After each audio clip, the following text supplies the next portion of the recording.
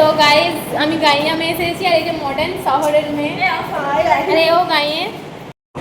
তো কলেজে পৌঁছে এইভাবে বক বক করতে করতে আমরা এনার্জিটাকে লস করি।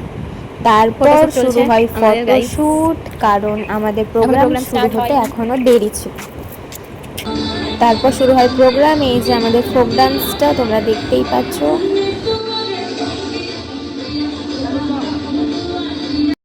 তারপর একের পর এক সব পারফরমেন্স শুরু হয়, সবগুলো দেখানো এখানে সম্ভব হয়নি। তারপর আমি লুকটা একটু চেঞ্জ করে নিই, কারণ আমার আর একটা সোলো ডান্স ছিল সাউথের গানে। এতক্ষণ পর আমাদেরকে টিফিন দেওয়া হলো, ইনি কুপন দিচ্ছিলেন। তো আমাদের ফাইনাল প্রোগ্রাম লাস্টের দিকে সিনিয়ররা তাদের বক্তব্য দিচ্ছে, তো ব্যাস এবার খাওয়া দাওয়া করি, দিয়ে ডান্স করবো, দিয়ে বাড়ি চলে যাবো।